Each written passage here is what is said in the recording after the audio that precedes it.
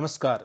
एवं राजधानी news channel में आप सबका स्वागत है। पत्रकार सुरक्षा कानून को लेकर शहीद स्मारक पर दिया गया धरना, देखिए उसमें खास रिपोर्ट। पीपीआई की प्रदेश इकाई ने सन्नी आतृत्व के नेतृत्व में शहीद स्मारक पर पत्रकार सुरक्षा कानून एवं अन्य मांगों को लेकर धरना दिया गया। इस मौके पर संगठन के राष्ट्रीय अध्यक्ष डॉक्टर सुरेंद्र शर्मा, राष्ट्रीय महासचिव राकेश प्रजापति, प्रदेश अध्यक्ष सन्नी आत्रे, प्रदेश सचिव विजय पांडे सहित अनेक पत्रकार हस्तियों ने संबोधित किया। आज सभी पत्रकार भाई फिर एक बार धरने के मोड में आ गए हैं। वो इसलिए आ गए हैं कि कुछ जो हमारी मांगे हैं, कुछ हमारी जो समस्याएं हैं, उनको लेकर पीरियोडिकल प्रेस के प्रदेश अध्यक्ष श्री सन्नी आत्रे साहब हमारे साथ हैं। सन्नी जी, किसको लेकर आज फिर ये धरना है?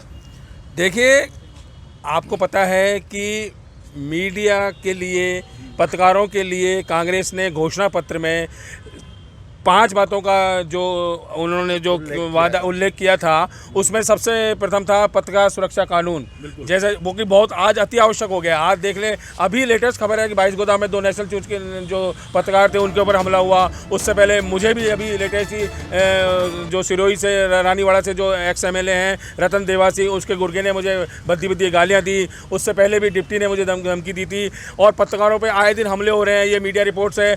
जयपुर की राजधानी में भी अगर पत्रकार सुरक्षित नहीं होंगे, क्योंकि उनके घोषणा पत्र में साफ लिखा था कि पत्रकार सुरक्षा अधिनियम बनाएंगे। दूसरा, डिजिटल जो आजकल जो पूरी तरह से हर घर तक पहुंच रही है डिजिटल पॉलिसी, उसको नियमितीकरण करेंगे। पहले भी हम जब इकट्ठा हुए थे तब हम किसी पत्रकार भाई पे हमले को लेकर इकट्ठा हुए थे। ये बहुत दुखद है कि उसी कारण के साथ हम फिर एक बार दोबारा इकट्ठा हुए हैं। उसको तो खत्म कर दिया गया था। देखिए, सरकार दिया गया था घोषणा पत्र में जो वादे किए थे उनके बारे में कह रही है कि हमने 70% वादे कर दिए गहलोत सरकार ने। लेकिन पत्रकारों के लिए आपने अब तक क्या किया? कुछ भी नहीं किया। मतलब अपने जो आपके घोषणा पत्र में वादे हैं, कम से कम उनको तो देख लेते। या तो ऐसा लगता है जैसे कि आपने वो रख ली और OC रखी नहीं, कार्यालय कॉपी। आपको क्या धमकी मिली थी? मुझे धमकी मिली थी कि एक प्रेस कॉन्फ्रेंस हुई थी महिला की, जो माउंट आबू में व्यवसायी है, उसने अपनी प्रेस कॉन्फ्रेंस की थी और रतन देवासी पर उसने आरोप लगाए थे। ठीक है, वो हमने सार्वजनिक की और हमारे एथिक्स के हिसाब से हमने रतन देवासी का भी वर्जन छापा।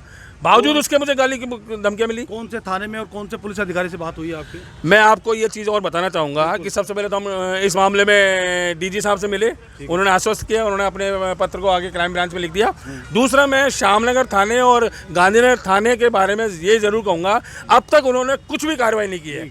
श्यामनगर थाने के IO राम नरेश कहते हैं कि अब आपको धमकी मिली क्या, यानी कि वो मुझे जान से मार दे, दोबारा धमकी दे, तब वो कार्रवाई की और आगे बढ़ेंगे। मतलब पत्रकार भाई इंतजार करते रहे कि दोबारा हमला हो। और आप देखिए, और गांधीनगर थाने ने तो अब तक मुझे फोन भी नहीं किया कि भाई आपके उसका आगे क्या हुआ क्या नहीं हुआ। तो ऐसे में बताइए, आप जब लोकतंत्र का चौथा स्तंभ नहीं होगा तो स्वस्थ परंपरा कैसे कायम होगी? बिल्कुल। देखिए दोस्तों, क्या होता है कि आम नागरिक की सुरक्षा का जो जिम्मा है वो सरकारों पर है, पुलिस पर है।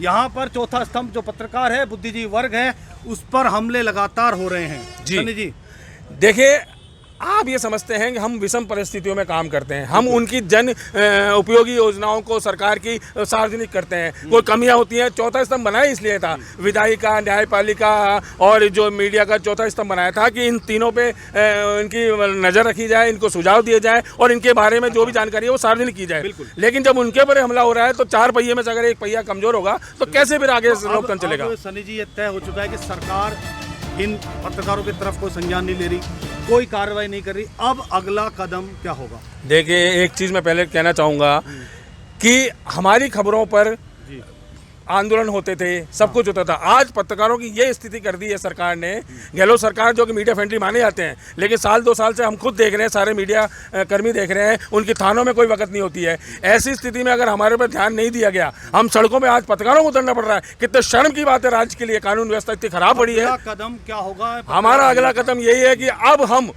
15 दिन का अल्टीमेटम देते हैं और मुख्यमंत्री निवास की ओर कूच करेंगे, बिना सूचना के, चाहे हमें गिरफ्तार कर ले चाहे कुछ ही कर ले, क्योंकि कब तक हम डंडे देते रहेंगे? मतलब हमारी कोई सुनने की मतलब कानों में जू नहीं रेंगती गहलोत सरकार के। क्या ऐसा हो गया है कि गहलोत सरकार ने कुछ पत्रकार वर्ग को पत्रकार मानने से इनकार कर दिया? बिल्कुल सही कह रहे हैं आप। मैं नवचेतना पत्रकार संघ का अध्यक्ष हूँ, सन्नी जी के साथ खड़ा हुआ हूँ। ये बिल्कुल सही बात है कि गहलोत सरकार। तो दोस्तों इसी तरह की लेटेस्ट अपडेट्स पाने के लिए आप हमारे YouTube चैनल को सब्सक्राइब करें A1 राजस्थानी। और इसके अलावा आप हमें Facebook पे भी सर्च कर सकते हैं राजस्थानी, करें A1 राजस्थानी। वहां जाकर आप हमारे पेज को लाइक कर सकते हैं और वीडियो को शेयर करना ना भूलें।